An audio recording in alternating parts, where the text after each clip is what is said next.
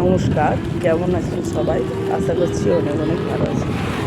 তো good afternoon সকলকে।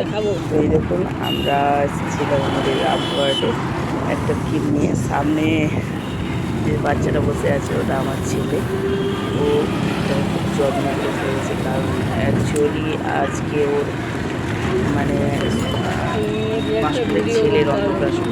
তো ওর হয়েছিল একটা ভালো ও দোকানে গিয়ে বললো, মা একটা ওই বিছানায় বসে পড়াশোনা করা হয়, ঠিক আছে তুই দাম বলছিল, কিন্তু দামের দিক দিয়ে আমি আমার বাচ্চা সেটাই আমার সব কিছু, কারণ আমার একমাত্র বাচ্চা তো যেটাই বলে আমি সেটা না করতে পারি না।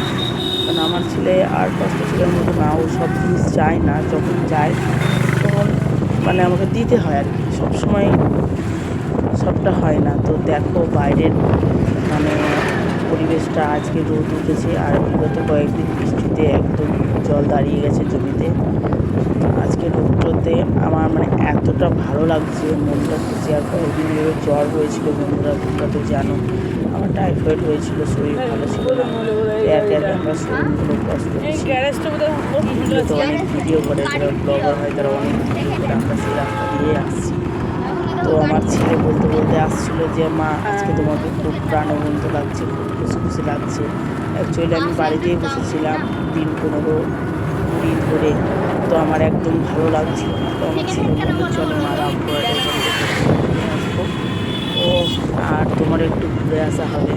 আর বড়ো সড়ো গিফটটা পেয়ে না, আমার ছেলে নিজে যতটা না নেয় অন্য কাউকে কোনো জিনিস দিতে বেশি ভালোবাসে।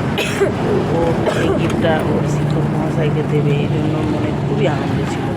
তো আমার বাচ্চা কখনো নিজের জন্য কোনো দিনও চায় না, যদি কোনো সময় দোকানে নিয়ে যায় ও বলে আমার আছে। তো মধ্যে মাঝে দেখো আমাকে বলছে ক্যামেরাটা অন্যদিকে ঘোরাতে, কারণ ক্যামেরা যদি না ঘোরায় ও ক্যামেরার সামনে আসতে চায় না, পছন্দ করে না। তো যাচ্ছি আর আমার হাজব্যান্ড তো বাড়ি থাকে না, গাড়ি চালাই, বাস চালাই, তো বাইরে থাকে। মধ্যে মাঝে একটা গাড়ি যাওয়ার সময় বলছে মা খাওয়ার ছেলে তো বাবার প্রতি টান বেশি, বাবা বাড়িতে থাকে না,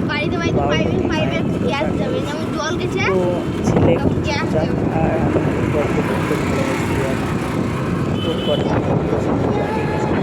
তো এই টেবিলটা তো খুলে দেখাতে পারছি না, টেবিলটা দেখতে পাচ্ছি, আশা করছি ভালোই হবে। আর এই রোদ্রে তো সমস্ত ব্লগ ভিডিও বা ডান্সের ভিডিও করা যায় না, রোদটা খুব চড়া উঠছে, তাই রাস্তার ধারগুলো দেখাতে দেখাতে যাচ্ছি আমরা তোমাদের, যে গাছগুলো কতটা প্রাণবন্ত হয়ে উঠেছে।